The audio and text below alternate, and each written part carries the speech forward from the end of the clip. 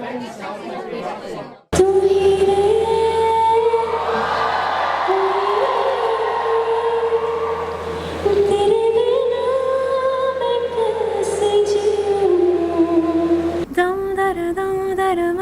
मस्त नम दर दम दर मस्त मस्त नर दम दर दम दम हमेशा इश्क में ही जीना. Hi, this is Shashaa Tirupati, and to everyone in Coimbatore, thank you so much for so much love. Thank you so much for the acceptance. Thank you for liking me and for liking my music. You started your career from radio. You've performed on stage and then you moved on to studio. How different is studio from stage, and how did you adapt yourself to studio?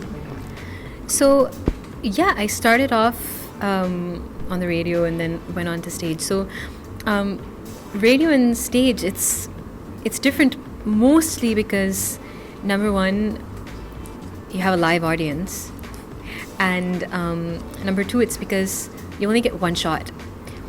So I think studio singing has become it's become a lot more convenient now because of various takes, or there's a lot of room for going back and fixing things, or giving a fresh emotion to something which you're not completely satisfied with the first time. But once you're singing on stage or when you're singing on the radio, you either make it or you mess it up.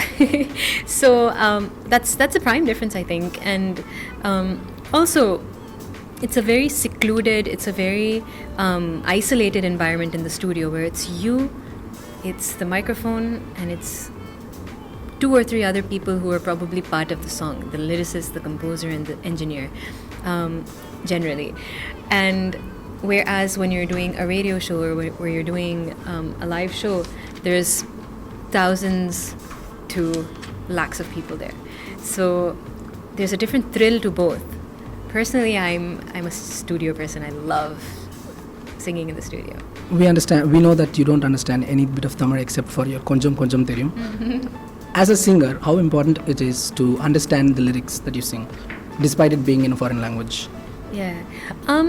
See, understanding what a song is about is prime. I mean, at the end of the day, you can't sing a happy song in a sad way, or you can't sing an angry song in a happy way. Doesn't make sense. You need to understand the gist of the song, and of course there are certain words which require a certain type of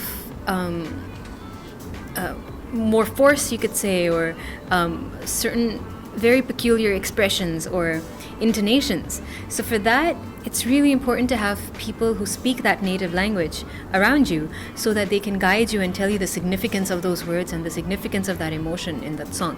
What are the genres that you prefer, and what are you trying to explore?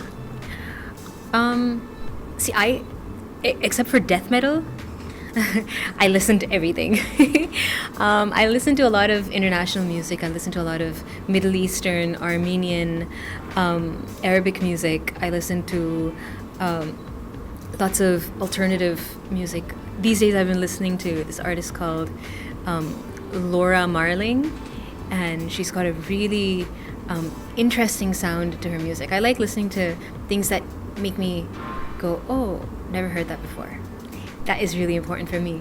And I'm very open to listening to a lot of things. And in terms of singing, I try to sing as much as I can. I try to sing as many wide varieties of songs or music that I can, because I would want to be known as a versatile singer rather than being typecast as just a maybe like a Kutta song singer, or just a romantic song singer. So yeah.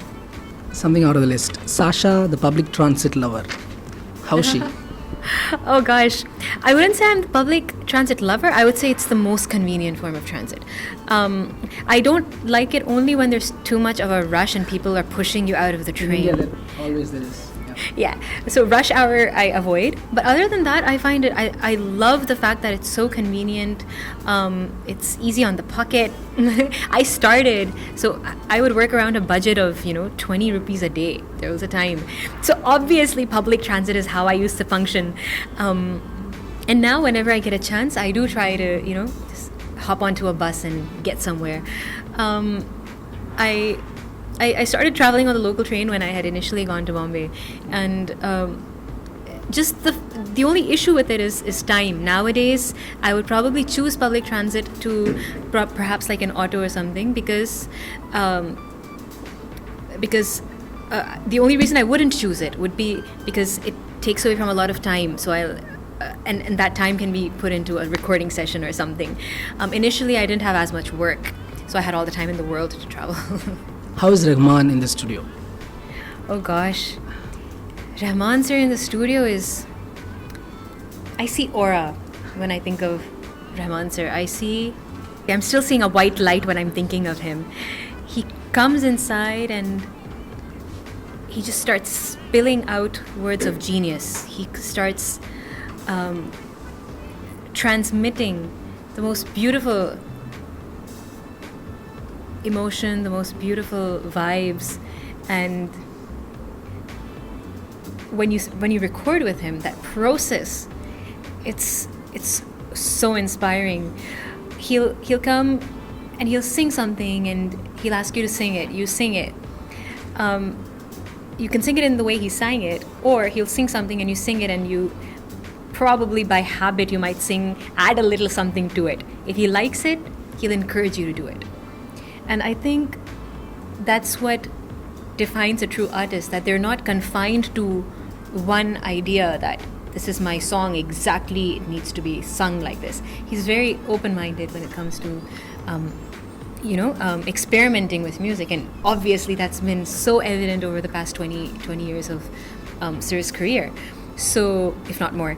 To the Covai Post, you've completed 2 years, and I wish you the very best for the future, and I hope to come back and get interviewed by you guys again.